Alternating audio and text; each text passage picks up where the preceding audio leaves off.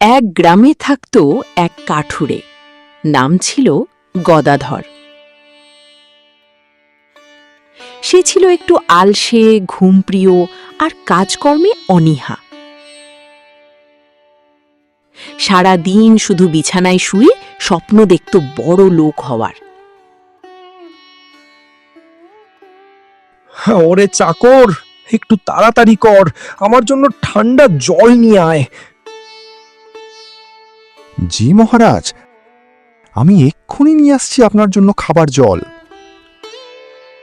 হ্যাঁ মহারাজ, আজ নগর পরিদর্শনে যাওয়ার কথা আছে। উঠুন মহারাজ, আজ নগর পরিদর্শনে যেতে হবে। এভাবে সারাদিন শুয়ে থাকলে হবে? বড় লোক হতে চাইলে আগে কাজ করতে হয়। আজই জঙ্গলে যাও, কাঠ কেটে আনো। চেহারায় বিরক্তি নিয়ে কিন্তু ভেতরে লোভ নিয়ে গদাধর কুঠার কাঁধে জঙ্গলে গেল।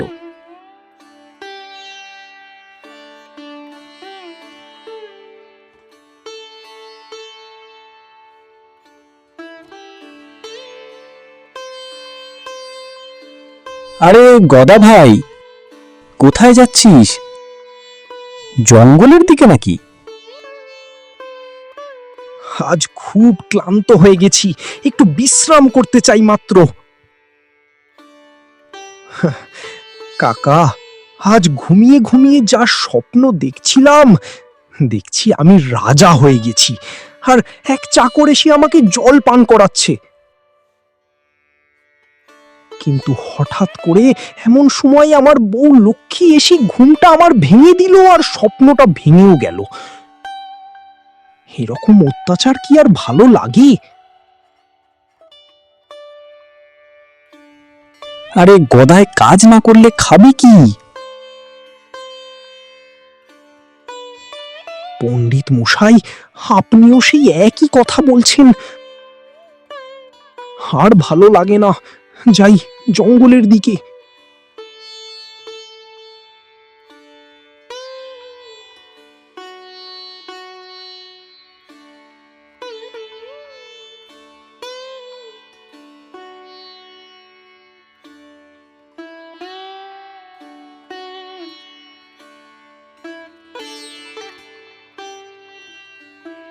গভীর জঙ্গলের ভিতরে গিয়ে সে একটা শব্দ শুনল। বাঁচাও, আমাকে বাঁচাও, আমাকে বাঁচাও, আমাকে বাঁচাও হে মানব, আমাকে বাঁচাও। একটু ভয় পেল এবং এগিয়ে গেল এবং দেখল যে একটি ছোট পাখি শিকারীর জালে আটকে ছটফট করছে। বাঁচাও, আমাকে বাঁচাও, আমাকে বাঁচাও, আমাকে বাঁচাও হে মানব, আমাকে বাঁচাও, শিকারীর জাল থেকে আমাকে উদ্ধার করো। আমি কেন তোমাকে বাঁচাবো? আমি তো মানুষ, তুমি মাত্র একটা পাখি। তোমাকে বাঁচালে আমাকে কি দেবে? সবাই সাহায্যের বিনিময়ে কিছু করে, কিন্তু তুমি কি করবে? তুমি চাইলে আমি বিনিময় দেব। আমি জানি এক রহস্যময় গুহার পথ, সেখানে আছে অসীম ধন সম্পদ। যদি তুমি আমাকে ছাড়াও, আমি তোমাকে সেই পথ দেখাবো। গদাধরের চোখে লোভের আলো জ্বলে উঠল। সেই তৎক্ষণাৎ পাখিটাকে মুক্ত করে দিল।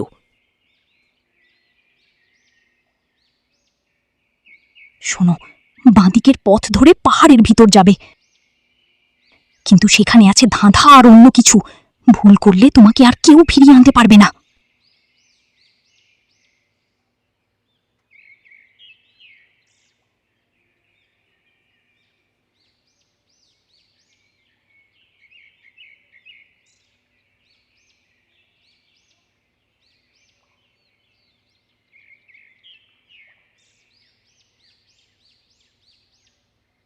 গদাধর তবুও পিছিয়ে গেল না। কে তুমি? এখানে কি করে এলে? তুমি জানো না এটা মৃত্যুর গুহা? এখানে যে একবার আসে সে ফিরে যায় না। তোমাকে 3টে ধাঁধার উত্তর দিতে হবে, তবেই তুমি এই গুহায় প্রবেশ করতে পারবে।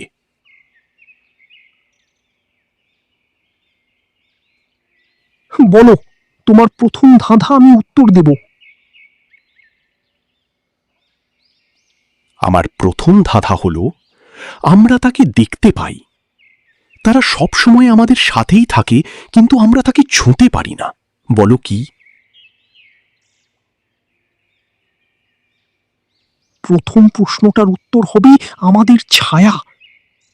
আমরা তাকে দেখতে পাই, আমাদের সাথেই থাকি, কিন্তু আমরা তাকে ছুঁতে পারি না।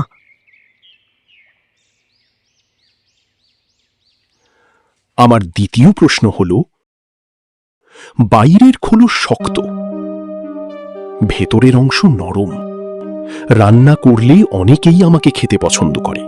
আমি কি? তোমার দ্বিতীয় প্রশ্নের উত্তর হলো ডিম, কারণ আমরা অনেকেই ডিম খেতে পছন্দ করি। আর এর বাইরের অংশ শক্ত এবং ভিতরের অংশ নরম, কিন্তু রান্নার সময় সিদ্ধ করলেই এটা শক্ত হয়ে যায়। তোমার দ্বিতীয় প্রশ্ন ঠিক হয়েছে। এটা আমার শেষ প্রশ্ন। যদি উত্তর দিতে পারো তাহলে তুমি গুহায় প্রবেশ করতে পারবে। বলো, 3 নম্বর প্রশ্ন হলো, বেশি নেয়ার সাথে বেশি রেখে যাই, আমি কি?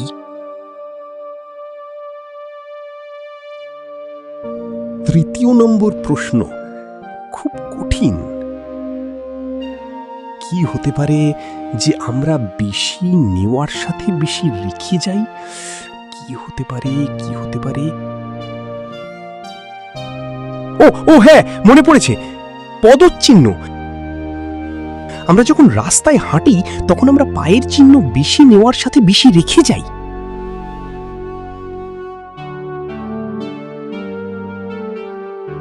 তুমি আমার 3টি ধাঁধার উত্তর দিয়েছ, সেই জন্যে তুমি গুহায় প্রবেশ করতে পারবে।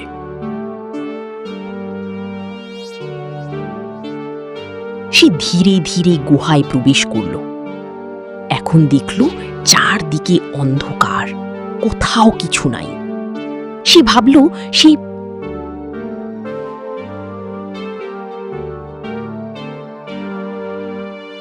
পাখি হয়তো আমাকে বোকা বানিয়েছে। এখানে তো কিছুই নেই, ধন সম্পত্তি কিছুই নেই।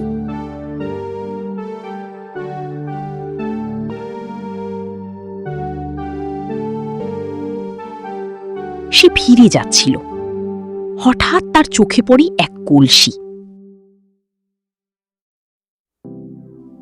গুহার পুরো দেওয়াল কেঁপে উঠল। দৈত্যের ধোঁয়ার ভিতর থেকে আবির্ভূত হলো এক বিশাল দৈত্য। তার চোখ জ্বলছে রক্তের মতো লাল, দেহ কালো ধোঁয়ার মতো, দাঁত ধারালো ছুরির মতো।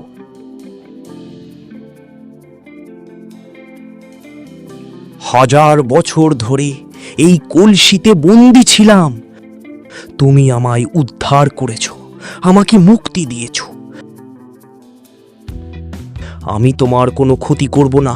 তোমার 3টি ইচ্ছা আমি পূরণ করব। বলো, তোমার 3টি ইচ্ছা কি?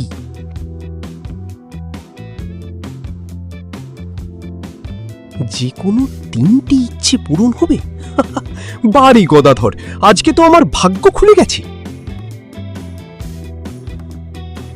হে আমার মালিক, তুমি যা বলবে সেটাই আমার আদেশ হবে। আমি তোমার সত্যিকারের গোলাম। তোমার 3টি ইচ্ছা আমি পূরণ করব। যে সকাল পর্যন্ত গাছের কাঠ খুঁজে বেড়াচ্ছিল, সেই এখন ভাগ্যের দৈত্যের সঙ্গে দেখা হয়েছে।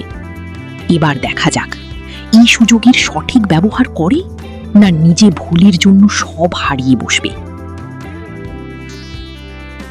মালিক, তুমি 3টি ইচ্ছে চাইতে পারো। ভেবে নাও, এক একটা ইচ্ছে তোমার ভাগ্য পাল্টে দিতে পারে। ঠিক আছে, ঠিক আছে, আমি বুঝে গেছি। ঠিক আছে, চল এখন গ্রামে ফিরি। আরে বোকা দৈত্য, এভাবে যদি যাস তাহলে গ্রামের লোক তো ভয় পেয়ে যাবে। নিজের আকার তো ছোট করে নে।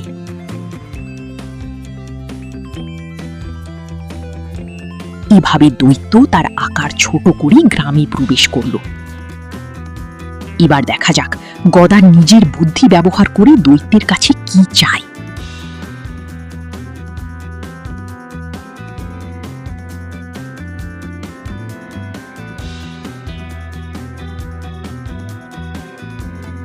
এই, তুমি কাঠ আনতে গিয়েছিলে, সঙ্গে দৈত্য নিয়ে ফিরে এলে?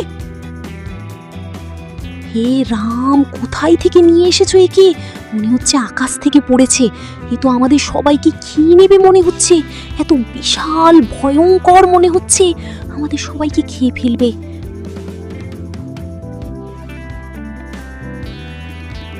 এই দৈত্য এখন আমাদের সেবক, 3টে ইচ্ছে পূরণ করবে। হ্যাঁ আকা, আমি আপনার 3টি ইচ্ছে পূরণ করব। দেখো, তাড়াহুড়ো করে কিছু চেও না, ভালোভাবে ভাবো। এই মালিকের 3টে ইচ্ছে পূরণ করতে পারলে আমি মুক্ত হয়ে যাব, স্বাধীন হয়ে যাব। আমি আর কারো গোলাম থাকব না। আমি চিরকালের মতো আজাদ হয়ে যাব। মালিক কেন নিজের ইচ্ছে বলে না? হে মালিক, তোমার ইচ্ছে তাড়াতাড়ি বলো, কি চাই তোমার? আমি 3টে ইচ্ছে পূরণ করব। আমার প্রথম ইচ্ছে, তুমি চিরকাল আমার সঙ্গে থাকবে, আমাকে কখনো ছেড়ে যাবে না। আমার মালিক কি সোনা দানা নয়, ধন সম্পদ নয়, নয় শুধু আমার সঙ্গে থাকতে বলছো? ঠিক আছে, যা আপনার হুকুম আমার মালিক। এখন আপনার দ্বিতীয় ইচ্ছেটা?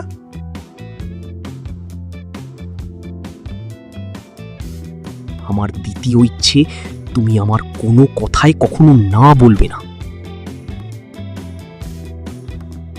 আচ্ছা বেশ, তাই হবে মালিক, আপনার দ্বিতীয় ইচ্ছাও পূরণ হবে। আমার তৃতীয় ইচ্ছে, তুমি তুমি আমার সব কথা চিরকাল মানবে, কখনো অমান্য করবে না। আপনি বেশ বুদ্ধি ধরেন। আচ্ছা, আপনার তৃতীয় ইচ্ছা পূরণ হবে। যা আজ্ঞা আপনার মালিক। দৈত্য নিজের মাথায় হাত দেয়। গদাধর বিজয়ীর হাসি হাসে।